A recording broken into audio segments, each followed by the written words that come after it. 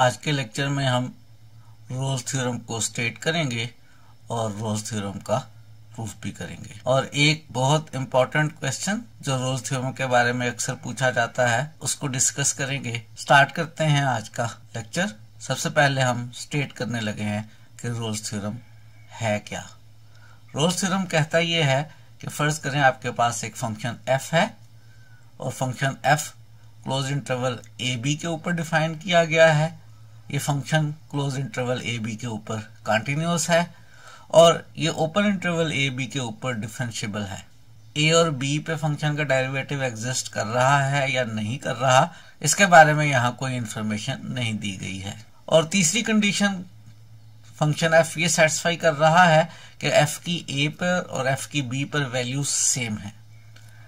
तीन चीजें हमें इस थ्योरम में बताई गई हैं कि function close interval A B पे डिफाइन किया गया है, फंक्शन कंटिन्यूअस है, function open interval A B के ऊपर डिफरेंशिएबल है, फंक्शन की ए और बी पे वैल्यूज इक्वल है।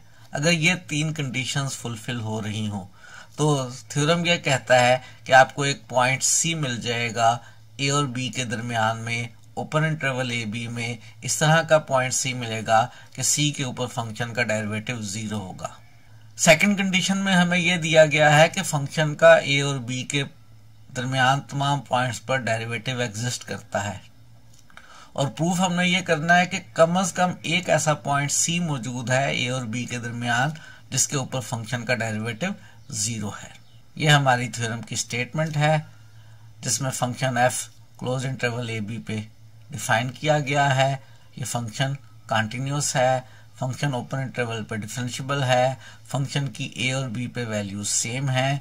प्रूव ये करना है कि ओपन इंटरवल ए और बी के दरमियान एक पॉइंट सी मिलेगा जिसके ऊपर फंक्शन का डेरिवेटिव 0 के इक्वल होगा। इस थ्योरम के बारे में अक्सर एक क्वेश्चन स्टूडेंट्स पूछते हैं और वो ये है कि फंक्शन की differentiability close interval A B पे क्यों नहीं डिफाइन की गई। फंक्शन के डेरिवेटिव को क्लोज इंटरवल पर डिफाइन किया जा सकता है, यहाँ पे क्लोज इंटरवल पर डेरिवेटिव क्यों नहीं डिफाइन किया गया। उसका सिंपल और शॉर्ट आंसर ये है कि हमेशा थ्योरम के अंदर उतनी कंडीशंस बयान की जाती हैं जिनकी मिनिमम रिक्वायरमेंट हो कि जिनके पूरे हो जाने से थ्योरम की स्टेटमेंट को प्रूफ किया जा सकता हो। तो थ्योरम को प्रूफ करने के लिए यानी एक ऐसा पॉइंट सी ढूंढने के लिए जिसके ऊपर फंक्शन का डेरिवेटिव 0 के इक्वल आ जाए, उसके लिए हमें एंड पॉइंट्स के ऊपर फंक्शन के डिफरेंशिएबल होने की जरूरत नहीं होती है। और नेक्स्ट लेक्चर में हम एक ऐसी एग्जांपल भी देखेंगे जिसमें इतनी ही कंडीशंस के साथ हमें पॉइंट सी मिल जाएगा जिसके ऊपर फंक्शन का डेरिवेटिव 0 हो रहा है। गो के ज्यादातर ऐसी एग्जांपल्स होती हैं जिन पे फंक्शन का डेरिवेटिव क्लोज्ड इंटरवल पे एग्जिस्ट कर रहा होता है, लेकिन थ्योरम की रिक्वायरमेंट ये है कि डेरिवेटिव सिर्फ ओपन इंटरवल पे एग्जिस्ट करना चाहिए। तो हम ऐसी एग्जांपल नेक्स्ट लेक्चर में देखेंगे जिसमें डेरिवेटिव ओपन इंटरवल पे एग्जिस्ट कर रहा होगा, एंड पॉइंट्स पे डेरिवेटिव एग्जिस्ट नहीं कर रहा होगा और हमें एक पॉइंट सी मिल जाएगा जिसके ऊपर फंक्शन का डेरिवेटिव इक्वल टू 0 आ रहा होगा। हमने थ्योरम की स्टेटमेंट देख ली, अब हम प्रूफ की तरफ बढ़ते हैं। प्रूफ की तरफ बढ़ने से पहले जरा हम याद करते हैं कुछ बातें जो हमें थ्योरम के अंदर स्टेटमेंट्स गिवन हैं, उनकी मदद से हम क्या क्या चीजें इससे पहले सीख चुके हैं। हम इससे पहले सीख चुके हैं कि अगर फंक्शन जो है वो क्लोज इंटरवल ए बी से आर के ऊपर डिफाइन किया गया हो और वो कंटिन्यूअस हो तो फंक्शन की एब्सोल्यूट मैक्सिमम और मिनिमम वैल्यूज इसी इंटरवल में एग्जिस्ट करेंगी। इसको हम मैक्सिमम मिनिमम थ्योरम कहते हैं।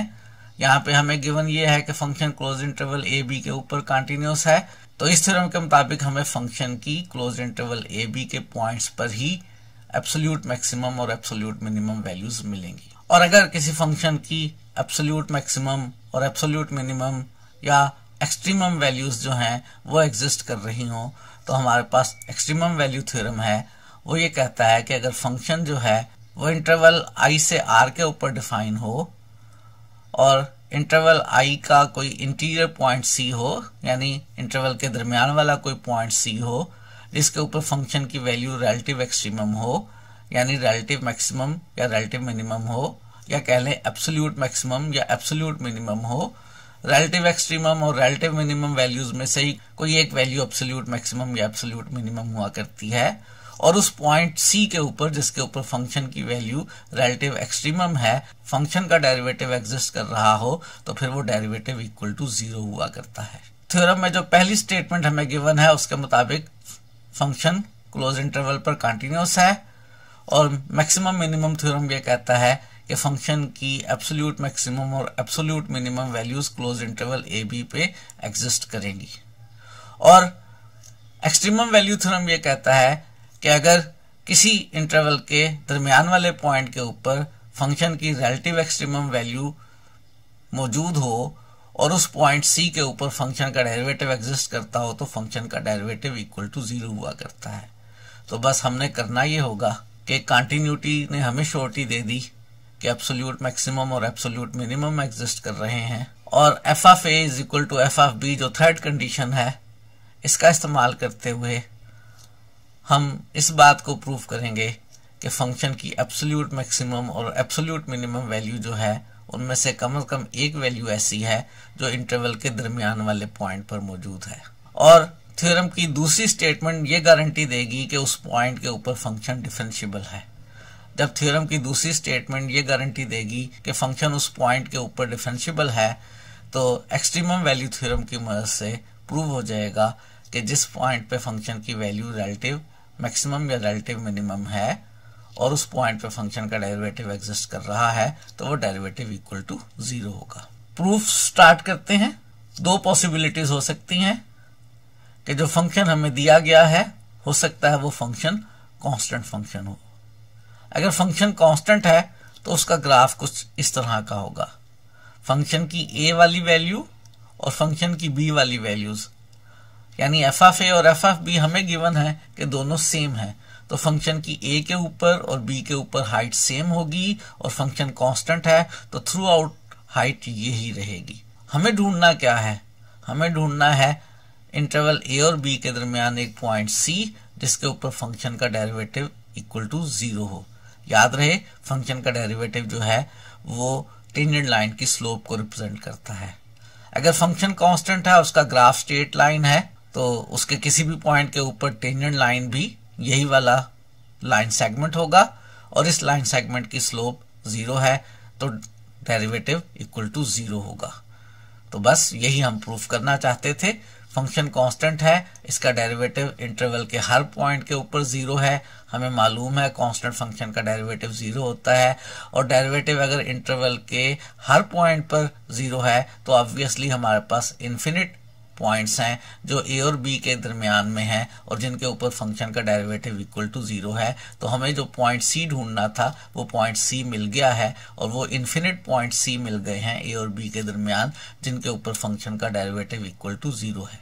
एक पॉसिबिलिटी ये है कि फंक्शन कांस्टेंट हो और अगर फंक्शन कांस्टेंट है तो हमने थ्योरम का प्रूफ कर लिया है कि हमें पॉइंट सी मिल गया है जिसके ऊपर फंक्शन का डेरिवेटिव इक्वल टू 0 है और वो पॉइंट सी ए और बी के दरमियान में मिला है हमें। वैसे तो ए और बी पे भी डेरिवेटिव 0 है लेकिन जितनी थ्योरम की रिक्वायरमेंट थी कि ए और बी के दरमियान एक पॉइंट सी ढूंढना है जिस पर डेरिवेटिव इक्वल टू 0 वो रिक्वायरमेंट हमने फुलफिल कर दी है, पूरी हो गई है, थ्योरम प्रूफ हो गया है। अब दूसरे केस की तरफ बढ़ते हैं। सपोज कर लेते हैं कि फंक्शन कांस्टेंट फंक्शन नहीं है और हमें गिवन ये है कि फंक्शन क्लोज इंटरवल के ऊपर कंटिन्यूअस है और मैक्सिमम मिनिमम थ्योरम ये कहता है कि फंक्शन की एब्सोल्यूट मैक्सिमम और एब्सोल्यूट मिनिमम वैल्यूज जो हैं वो इस क्लोज इंटरवल ए बी के ऊपर एग्जिस्ट करेंगी।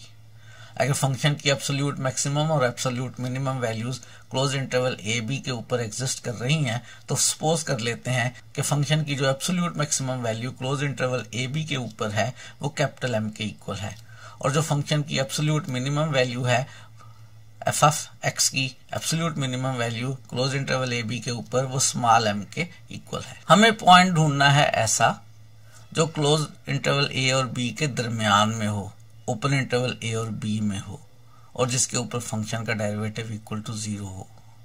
यह हम एक्सट्रीमम वैल्यू थ्योरम की मदद से ढूंढ सकते हैं।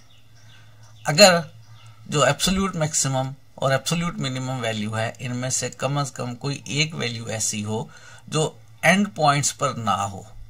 फिलहाल जो मैक्सिमम मिनिमम थ्योरम है वो गारंटी ये दे रहा है कि फंक्शन की absolute maximum absolute minimum value exist करेगी, वो क्लोज इंटरवल ए और बी के दरमियान किसी भी पॉइंट पर हो सकती है वो पॉइंट ए पर भी हो सकती है, वो पॉइंट बी पर भी हो सकती है। अगर हम किसी तरह से ये प्रूव कर लें कि वो जो एब्सोल्यूट मैक्सिमम या एब्सोल्यूट मिनिमम वैल्यू है उनमें से कम एक वैल्यू ऐसी है जो ए पर भी नहीं है, बी पर भी नहीं है, बल्कि ए और बी के दरमियान किसी एक पॉइंट पर है, तो फिर एक्सट्रीमम वैल्यू थ्योरम के मुताबिक उसी पॉइंट के ऊपर फंक्शन का डेरिवेटिव इक्वल टू 0 हो जाएगा। अब ये कैसे प्रूव किया जाए कि फंक्शन की एब्सोल्यूट मैक्सिमम और एब्सोल्यूट मिनिमम वैल्यूज में से कम एक वैल्यू ऐसी है जो एंड पॉइंट पर नहीं है। उसके लिए जरा फंक्शन के ग्राफ की मदद लेने की कोशिश करते हैं। फंक्शन की ए पर और फंक्शन की बी पर वैल्यूज सेम है, फंक्शन कंटिन्यूअस है। फंक्शन का ग्राफ एफ ऑफ ए से शुरू होगा और फंक्शन का ग्राफ एफ ऑफ बी पर खत्म हो जाएगा, दरमियान में कहीं गैप नहीं आएगा। दरमियान में ग्राफ किस तरह का होगा? दरमियान में ग्राफ स्ट्रेट लाइन हो सकता था, उसको हम पहले डिस्कस कर चुके। अब दरमियान में ग्राफ स्ट्रेट लाइन नहीं होगा। कैसा होगा? हो सकता है एक पॉसिबिलिटी ये है कि फंक्शन का ग्राफ ऊपर को जाए और फिर वापस नीचे को आ जाए। नीचे को आना जरूरी है, ये नहीं है कि ये ऊपर को इन्फिनिटी टाइम्स ऊपर चला जाएगा, क्योंकि फंक्शन की ए और बी पे वैल्यू सेम है, फंक्शन के ग्राफ में कहीं गैप भी नहीं आना है, फंक्शन कंटिन्यूअस है, तो फंक्शन इंक्रीज होकर डिक्रीज हो जाएगा। अगर ऐसा हुआ तो फंक्शन की एब्सोल्यूट मैक्सिमम वैल्यू वो ए और बी के दरमियान किसी पॉइंट के ऊपर आ जाएगी और हमारा मसला हल हो जाएगा। लेकिन जरूरी तो नहीं है कि ऐसा ही हो।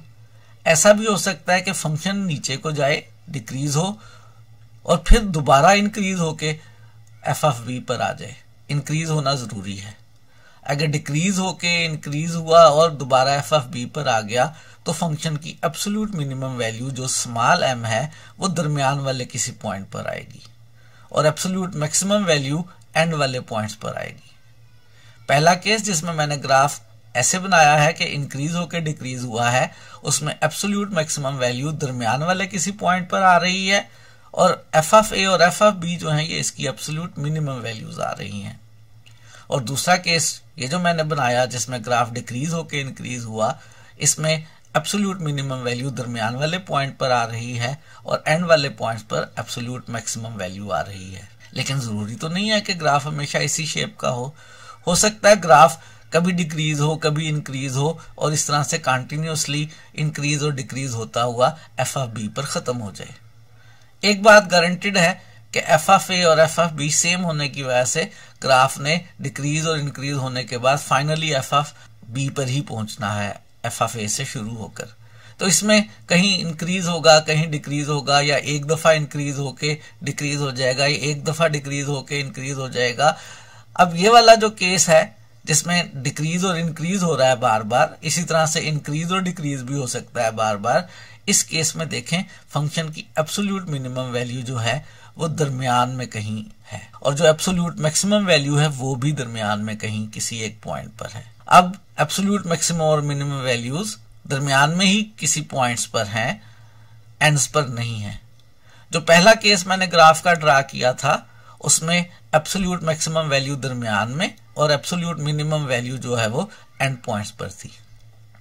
जो दूसरा केस मैंने ग्राफ का ड्रा किया ग्रीन कलर में, इसमें एब्सोल्यूट मैक्सिमम वैल्यू जो है वो एंड्स पर है और एब्सोल्यूट मिनिमम वैल्यू दरमियान में है।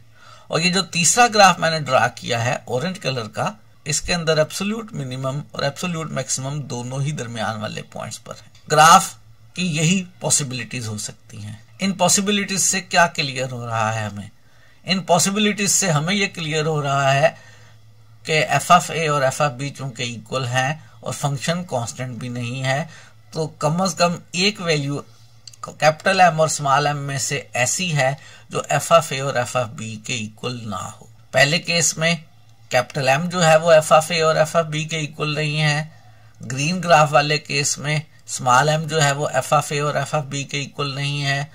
ऑरेंज कलर वाले ग्राफ के केस में कैपिटल एम और स्मॉल एम दोनों ही एफ ऑफ ए और एफ ऑफ बी से डिफरेंट आ रहे हैं। तो कम से कम कैपिटल एम और स्मॉल एम में से एक जरूर ऐसा होगा जो एफ ऑफ ए और एफ ऑफ बी के इक्वल नहीं होगा और उसी की मदद से हमारा मसला हल हो जाएगा। दोनों केसेस में हम प्रूफ कर सकते हैं। मैं यहाँ पर एक केस में करूंगा और सपोज कर रहा हूं मैं कि जो स्मॉल एम है वो एफ ऑफ ए और एफ ऑफ बी के इक्वल नहीं है। स्मॉल एम जो है वो दरमियान वाले किसी पॉइंट के ऊपर है। स्मॉल एम जो है वो एफ ऑफ ए और एफ ऑफ बी के इक्वल नहीं है। स्मॉल एम जो है वो एग्जिस्ट भी कर रहा है। Small M absolute minimum value है। स्टेटमेंट 1 के मुताबिक ये एब्सोल्यूट मिनिमम वैल्यू जो है वो ए बी या ए और बी के दरमियान किसी पॉइंट पर होनी चाहिए थी। स्टेटमेंट 2 के मुताबिक ये स्मॉल एम जो है वो एफ ऑफ ए और एफ ऑफ बी के इक्वल नहीं है। तो क्या मतलब हुआ, यहां से कंक्लूजन ड्रा हुआ कि जो स्मॉल एम है एब्सोल्यूट मिनिमम वैल्यू वो दरमियान वाले किसी पॉइंट पर है, ना ए पर है ना बी पर है। तो 1 और 2 से कंक्लूजन ये ड्रा हुआ कि जो स्मॉल एम है वो किसी ऐसे एक्स पर है जो ए और बी के दरमियान है। स्मॉल एम किसी ऐसे एफ ऑफ एक्स के इक्वल है जिसमें एक्स ए और बी के दरमियान है। वो किस एक्स पर है, सपोज कर लेते हैं कि वो एक पॉइंट सी है जो ओपन इंटरवल ए और बी में है, जो ए और बी के दरमियान है, जिसके ऊपर एफ ऑफ सी जो है वो स्मॉल एम के इक्वल है। F of C small M के इक्वल है, एम एब्सोल्यूट मिनिमम वैल्यू है, तो एफ एक एब्सोल्यूट मिनिमम वैल्यू रख रहा है at a point C of the open interval A B. ये जो एब्सोल्यूट मिनिमम वैल्यू है पॉइंट सी के ऊपर, हम इसको रिलेटिव मिनिमम वैल्यू भी कह सकते हैं। सी के ऊपर फंक्शन की वैल्यू एब्सोल्यूट मिनिमम है, सी पॉइंट ए और बी के दरमियान है। थ्योरम की कंडीशन नंबर 2 में हमें यह दिया गया था कि ए और बी के दरमियान हर पॉइंट के ऊपर फंक्शन डिफरेंशिएबल है, यानी ये पॉइंट सी जिसके ऊपर फंक्शन की वैल्यू रिलेटिव मिनिमम है उसके ऊपर फंक्शन का डेरिवेटिव एग्जिस्ट करता है। और एक्सट्रीमम वैल्यू थ्योरम के मुताबिक अगर किसी पॉइंट के ऊपर फंक्शन की वैल्यू रिलेटिव मिनिमम हो और डेरिवेटिव एग्जिस्ट करे तो वो डेरिवेटिव इक्वल टू 0 होता है।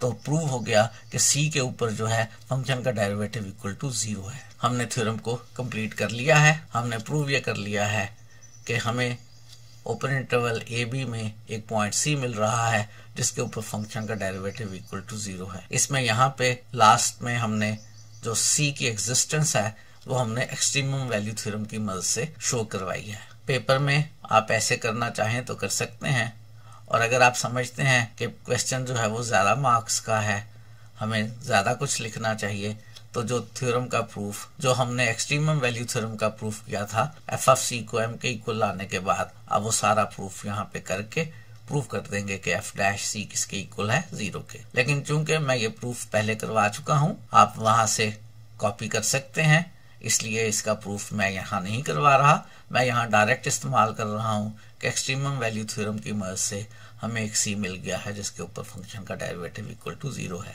तो दोनों केसेस में हमने थ्योरम को प्रूफ कर लिया, फंक्शन कांस्टेंट हो या फंक्शन कांस्टेंट ना हो, हमें एक पॉइंट सी मिल जाता है ए और बी के दरमियान जिसके ऊपर फंक्शन का डेरिवेटिव इक्वल टू 0 होता है।